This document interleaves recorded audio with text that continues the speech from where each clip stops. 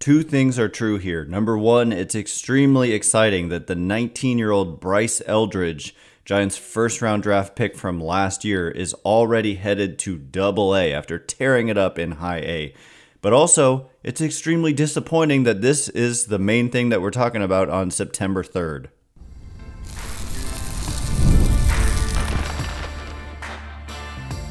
You are Locked On Giants, your daily San Francisco Giants podcast. Part of the Locked On Podcast Network, your team every day. Hello and welcome to Locked On Giants, part of the Locked On Podcast Network where it's your team every day. My name is Ben Kaspick, and on the show we provide daily episodes Monday through Friday talking about the San Francisco Giants in a way that's data-driven and rational, but also simple, passionate, and accessible to all. I'm a former contributor for the baseball statistics and analysis websites Beyond the Box Score and RotoGraphs. I've been podcasting about the Giants since 2015. I've been hosting Locked On Giants for 5.5 years, and I'm a lifelong Giants fan. Thank you for making Locked On Giants your first listen every day. We're free and available wherever you get your podcasts, including YouTube, so check us out there if you have not already, and please hit that subscribe button wherever it is that you're following the show. Now through September 22nd, all FanDuel customers can bet $5 and get a 3-week free trial of NFL Sunday Ticket from YouTube and YouTube TV. Visit FanDuel.com to get started. And where we get started is by talking about a promotion of a young first-round draft pick of the Giants. And while what I said, I stand by it, that it's very exciting on the one hand, this player, but on the other hand, the fact that we're not even going to talk about the recent games for the Giants losing the series against the Marlins. I mean, we'll discuss it, but my goodness, losing a home series against the worst team in the National League, pretty much, if the nail wasn't already in the coffin, it is now, and that's disappointing. And we'll get into Farhan Zaidi, his job security, whether or not there should be job security, and just the record, and that it speaks for itself when it comes to Zaidi later on. But I do just want to, Bryce Eldridge has nothing to do with that personally, but first of all, credit where credit's due. Farhan Zaidi and company did make this selection. 16th overall pick in 2023, Bryce Eldridge just went off at High A Eugene. In 48 games, he hit .335 with a .442 on base and .618 slugging, good for a 188 weighted runs created plus as a 19-year-old. And he, I don't know if the Giants have officially announced it, but Roger Munter, noted prospect, analyst, guru on Giants Twitter, has a blog. There are Giants, announced that he's being promoted to Double-A, and I think I've seen it confirmed by a couple others as well. So he had the highest OPS in the minors in the month of August, and he started his September by hitting his 22nd home run of the season. And that's in about 100 games. The 19-year-old has hit 22 home runs across two levels this year, low A and high A, and now he's going to go to Double-A as a teenager. And so that's very exciting. Eldridge is playing first base. He was drafted as a two-way player, meaning a hitter and a pitcher, but they kind of canned the pitching part of his game, and now he's just going to be a hitter moving forward. And so, yeah, I mean, we've got some amazing notes. Baseball America tweeted out on September 1st that since 2006, these are the 19-year-olds with the top weighted runs created plus in High A with a minimum of 150 plate appearances. And it's Junior Caminero, who's considered, if not the number one prospect in the game, like a top 5 prospect in the game right now, and he's already, I believe, made his major league debut. Yeah, he's played in 19 games. He played as a 19-year-old in the major leagues in 2023 and has played a little bit in 2024 as well with the Rays. Graduated per Fangraphs as the number one prospect in baseball. I don't actually know if he's graduated. He hasn't, I don't think, graduated yet, but number one prospect in baseball. And He led his, high A and W, weighted runs created plus as a 19-year-old. Jesus Montero, Bryce Eldridge, the Giants prospect, Vladimir Guerrero Jr., and Giancarlo Stanton. That's the top 5. And so these are some big names here that are doing this as teenagers in this league. And, there was other stuff I saw. I'm going to try to pull up some of the ridiculous stats that I saw. Basically that, this is just not normal what he's done at this age. And so if he, he's going to go to Double A, where he'll very likely, unless he just dominates Double A for the last month of the season, he will at least start the season in Double A and could possibly start it in Triple A next year. And then that makes him a very possible candidate to break through in the major leagues in 2025. And so, for those who are looking for a Pete Alonso or Christian Walker, but specifically Pete Alonso like signing, the presence of Eldridge may make it so you don't really want to block him at all, because he is on a fast track. Obviously, there's no guarantees of him continuing to have success. That's just, we've seen it too many times where prospects have success and then, don't. He hasn't played any outfield since 2023. He's DH'd some this year, 14 games, and he's played at first base in much more than 85 games. And so, he's a first baseman, and, he is a top 100 prospect per most sources. I think that his performance in high A has probably shot him up the rankings for a lot of people when it comes to like end of season rankings that will get done. This is probably the most exciting thing going on right now when it comes to the San Francisco Giants organization, is just how amazing Bryce Eldridge has done at such a young age. This guy was born in late 2004.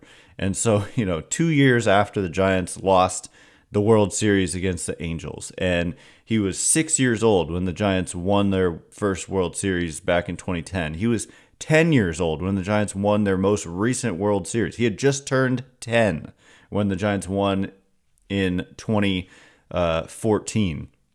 He was born on October 20th. So right around, he was right around 10 when Travis Ishikawa hit that pennant-winning home run. Like, it may have been right on his 10th birthday or something like that.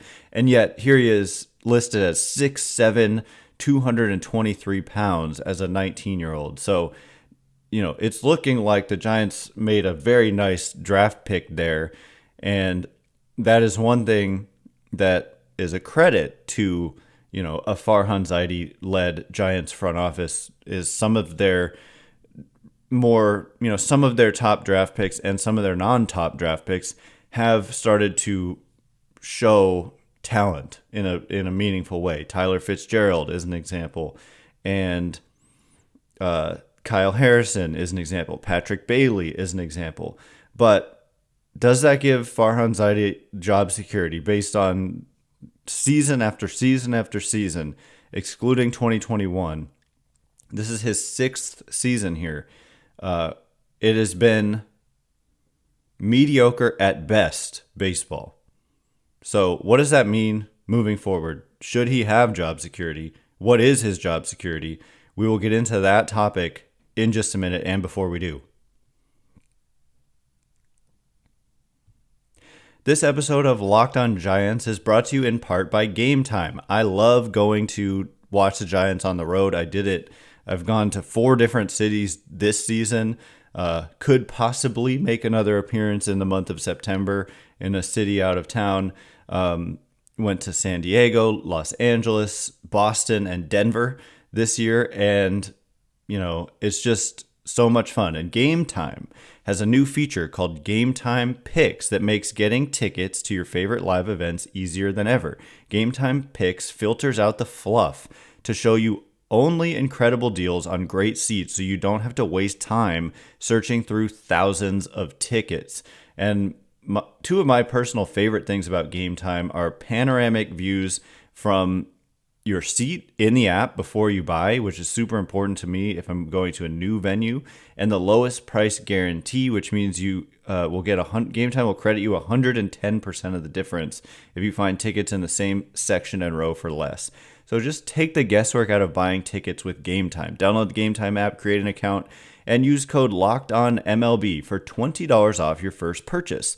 Terms apply. Again, create an account and redeem code LOCKEDONMLB for $20 off. Download Game Time today. What time is it? Game Time.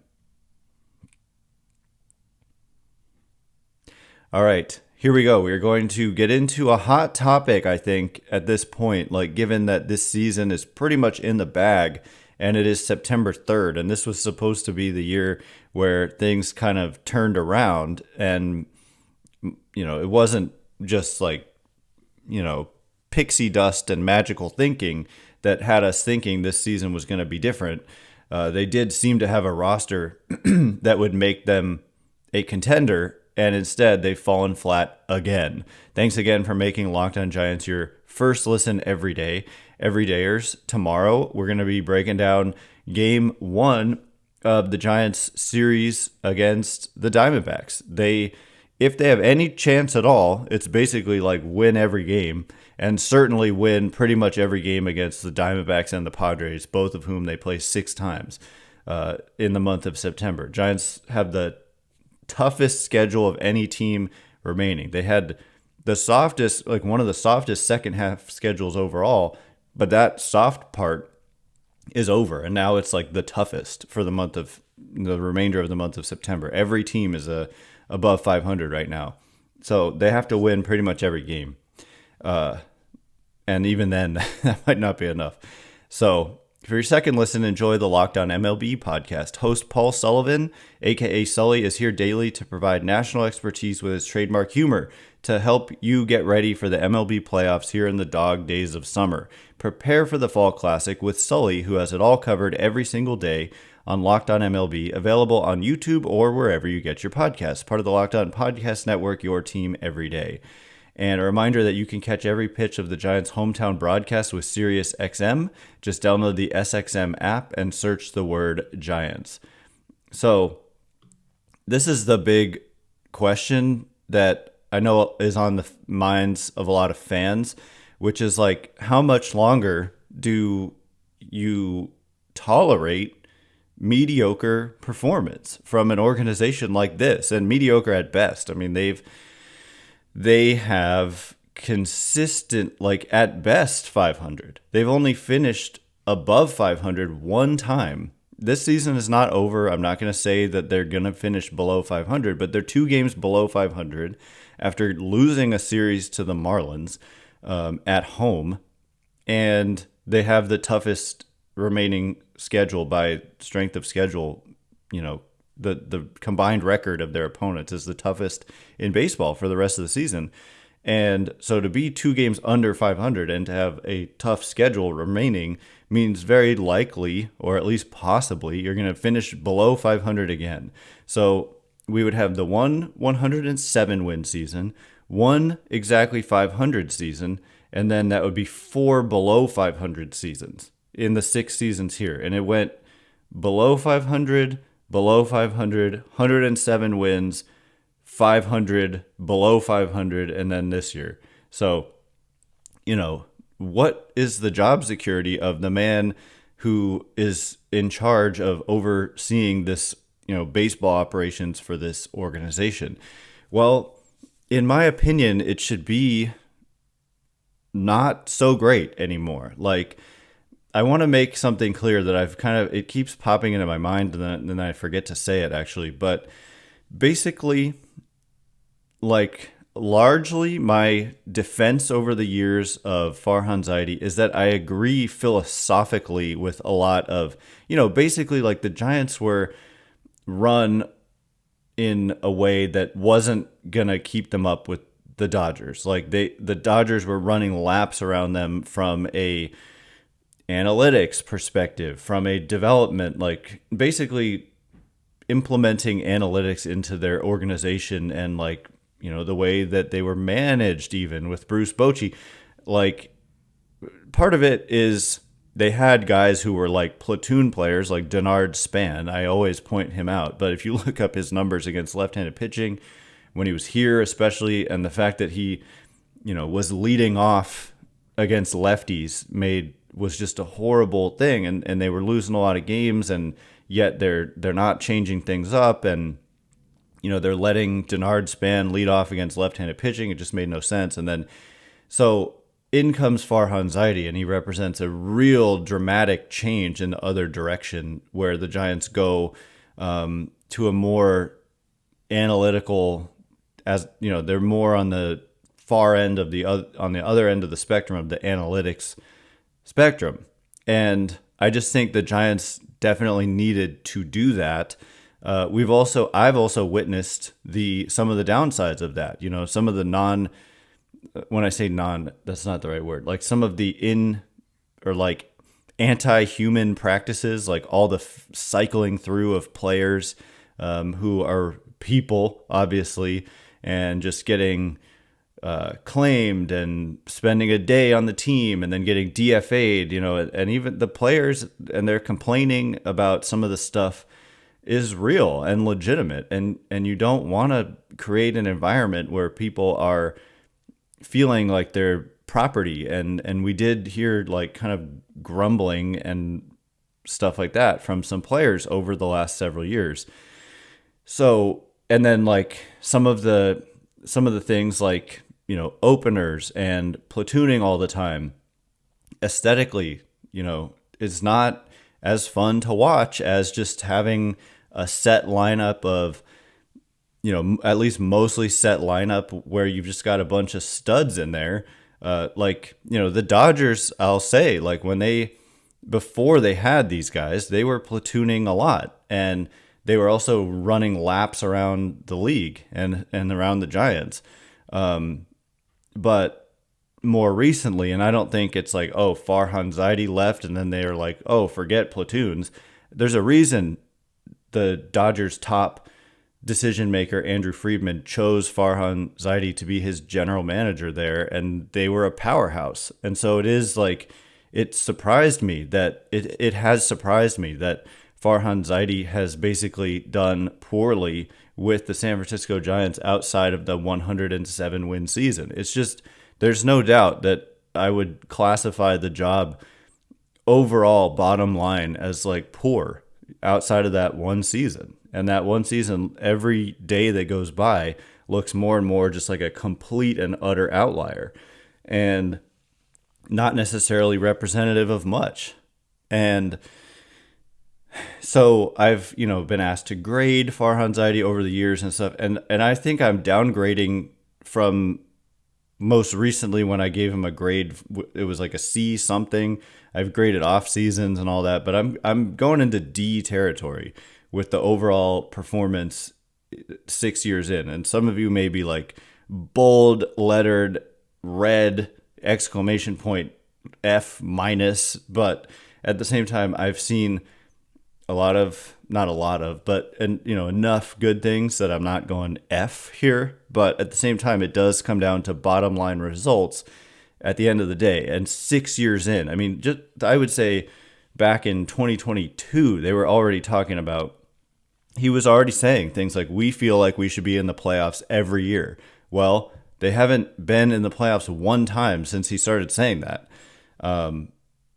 This year, Fangraphs has their odds at 0.4%. So very likely you're not going to make the playoffs again. And so if you feel like you should be in the playoffs every year, and there's a lot of comments like, we feel like we're a playoff team. Well, you can feel that way all you want, but if you're not each and every year, then you've failed by your own standards that you're setting for yourself. And when you do that, what's wrong? I want some real self-reflection here, not just it's a whole organization, right? It's not just one person making all the decisions, but what is going on? Why can't the Giants be better? And you look at, a team like the Dodgers and just their consistent excellence. Oh, I was going to say, the Dodgers, they were doing all this platooning and, Cody Bellinger was getting platooned even though he was hitting tons of home runs and stuff.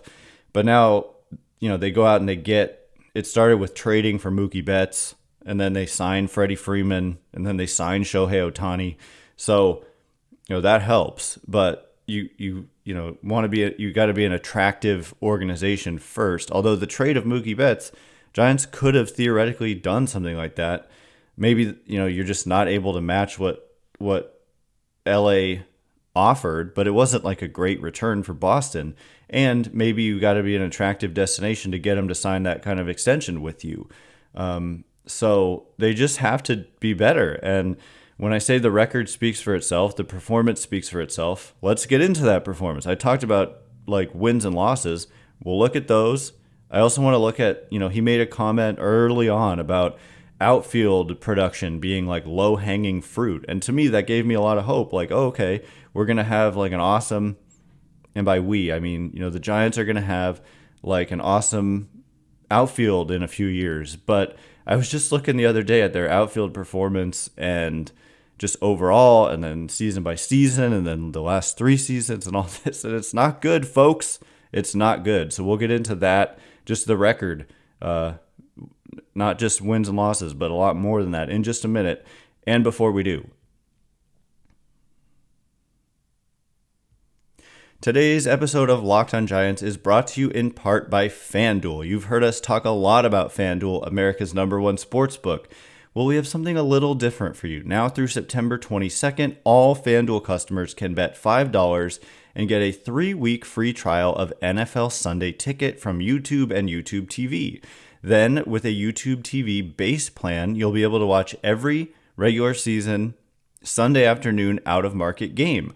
All you need is a Google account and a current form of payment, and you can cancel anytime. Just visit FanDuel.com and download America's #1 sportsbook. And what else you can do at FanDuel.com includes checking out the odds on tonight's game against Arizona. So Arizona is the favorite here at -126. Even though it's Ryan Nelson against Kyle Harrison and the Giants are at home, the Diamondbacks are the top run-scoring team in baseball. And so, yeah, I mean, I get it that the Diamondbacks are the favorites, even though the Giants are at home. And it's +108 for the Giants. The over-under set at 7.5. I'd probably take the over on that because the Diamondbacks have been scoring runs like crazy, and Ryan Nelson is not exactly their top pitcher. I don't know exactly what his numbers are this year. But anyway, you can check all that out and more at FanDuel.com. FanDuel, America's #1 sportsbook. All right, here we go. We're going to get into some of the numbers. I was just looking at this kind of the other day just because I recalled that comment about low-hanging fruit and the outfield. And even though they've had some strong performers like this season with Elliot Ramos, even this year, it's not good. And man, the record speaking for itself. We'll get into that. Thanks again for making Locked on Giants your first listen every day. Everydayers, tomorrow breaking down game 1. Like I said, Kyle Harrison, Ryan Nelson. Giants have to win like every day. Good luck with that. And we'll see what happens. And then if any moves get made. And then the month of September is when sometimes, if people do get fired or whatever, that's when you see it. And so we'll be keeping a close eye. I'm not like rooting for anybody to get fired or this or that, but it's just, it's a time for change for sure. And we'll see how this all plays out. So let's just look at their record, like overall, before we get into anything else. And this is going to include the 107 win season. And so for the Giants, they do come in with the 11th most wins since Farhan Zaidi took over.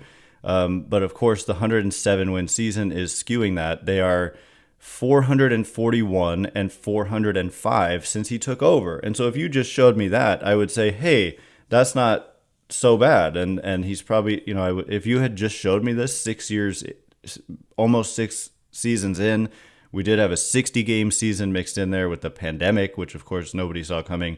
Dodgers are #1 at 549 wins. The next closest team is at 502. So once again, LA just running circles around the league, at least in the regular season. Not so much in the playoffs. But in 2019 really shouldn't count because he just inherited a team that there wasn't much wiggle room for making changes. But even if you go, okay, starting in 2020, they're also 11th in terms of wins, tied for 10th with the Mariners. And okay, let's start in 2021, and then it should look even better, right? Yeah, they're 10th in wins at 335 and 289. But how about since then? And these last 3 years, we're talking full seasons, and we're talking, not 2024 quite yet, still 20-something games remaining, but almost 3 full seasons in years. Let's see, 2019 was year 1, 20 was year 2, 21 was year 3. So we're talking years 4, 5, and 6. These are the years where I would have expected the best performance. Obviously, that's not a big, crazy statement. And where do the Giants rank? 18th, with a record of 228 and 234. So 6 games under 500, and the 18th most wins in baseball. And meanwhile, LA once again number 1. Atlanta number 2. A lot of teams ahead of the Giants here. I mean, I could go on and on. The Padres, 250 wins, 214 losses. They've got 3 teams ahead of them in the division over the last 3 seasons, and that's a problem. You're averaging or just if this was all one big season, you're in 4th place, and you're 18th. And in the National League, let's see where that puts them in the National League. It's not going to be good. They are 10th. So in the bottom third, basically, not quite actually, that would be the middle third, at the back end of the middle third. But still, the top 6 teams, essentially, it's not necessarily the top 6 teams, but basically the top 6 teams make the playoffs. And if you're 10th, that's just not good enough. And there are 8 teams that are above 500 during that span, and you're not one of them. Now, it could be worse. You could be the Rockies and the Nationals and the Pirates and the Marlins, but at the same time, it's not good enough, and you're very likely staring at 0 playoff appearances in years 4, 5, and 6. And so, yeah, that is not a good track record. So I was just looking at, outfield, because we had that comment about low-hanging fruit. Basically, Farhan Zaidi saying it's going to be easy to put together a good outfield. Well, since he took over, the Giants' outfielders are 21st in Fangraphs wins above replacement. 21st, okay? And that's starting in 2019 and including 2021, of course. If we go since 2020, when they did well in 2020 and 2021, they are 18th in Fangraphs wins above replacement. Defensively, 28th in terms of defensive runs above average at 135 runs below average. Although that's adjusted for position, there's not a single team that's in the black here. They're all in the red in terms of being negative with runs above average, because it's like basically saying infield positions, like 2 corner outfield positions are less valuable than a lot of other positions, blah, blah, blah. It's not important. The point is, if you add it all up, it's only 18th since 2020. Let's just start in 2021 and cherry pick, get a great season right at the beginning there. 19th in terms of their production by outfielders, overall production, hitting, base running, and defense. 19th, including 2021. So if we go starting in 2022, again, years 4, 5, and 6, when you should be theoretically having your best 3 seasons, 23rd in outfield production. And so where's this low-hanging fruit? If it's low-hanging, you're still not reaching it, because 23rd, you're barely above the Oakland A's in outfield production over this span. It's worth noting the Phillies are 21st. The Rangers, the reigning world champs, are 22nd, and the Giants are 23rd. So it's not like outfield is everything. But let's just, I don't know. I went season by season, and basically 2020, 2021 were good. But other than that, it's just it's not been low-hanging fruit for them for outfield production. And let's just lastly look at 2024 alone. Giants are 19th. Worth noting, the Dodgers are 20th. So the Dodgers, for as good as they've been, their outfield has not been great this season. But even in a year when you've got like Elliot Ramos having a breakout, you're still 19th. And yes, Jung-Hoo Lee was out for the season very early on, and that matters. But still, the record speaks for itself. And then let's just look at all position players. Starting in 2019, where do the Giants rank? The DH wasn't yet in the National League, so in 2019, I think that started in 2022 where that was permanent. So let's just look at all position players, including DHs, starting in 2022. Again, the last 3 years. And Giants are 20th in Fangraphs wins above replacement. Their offense is, in terms of weighted runs created plus, 97. So 3% below average offensively. We've seen just a slightly below average team overall the last 3 seasons combined that has been 20th in terms of strength of just the overall unit of position players. So let's just look at pitchers last 3 seasons just to be fair. They've underperformed their peripherals quite significantly. Fielding independent pitching is 3.73, which is actually second best in baseball over the last 3 years, but their ERA is 4.01, which is 16th. And so that could explain a lot. That's pretty dramatic to underperform that much over a 3-year span. That probably says a lot about the defense, to be honest, because they had some major defensive problems in some of those years. So anyway, just nothing I look at is jumping off the page except that fielding independent pitching looking nice. They've done a good job with some, getting the production they got out of Kevin Gausman and then Carlos Rodon and then Blake Snell, like free agent pitchers, like impact pitchers have signed here, but then left here. But they've been impact when they've been here, and they've been able to kind of cycle through them. But at the same time, as a fan, fans don't enjoy that. I hear it all the time. You don't enjoy getting like one season out of a player and then having them leave. It's just like, okay, you got your good people want to get attached to these players. And so even in their successes, it's been an annoyance at best in a way, in terms of the big picture view. So anyway, again, the reasons I've defended Farhan Zaidi have a lot to do with just philosophically, I thought the Giants needed to go that direction. But ultimately, when it comes down to it, I'm no crazed optimist. Like I'm also a realist in many ways. And 6 years in, this is just, quite frankly, it's just not acceptable. The last 3 years specifically, 22, 23, and now 24, is just not good enough. And so will they make a change? I don't know, but that's my analysis of it. Anyway, that is all the time we have for today. Thanks again for making Locked On Giants your first listen every day.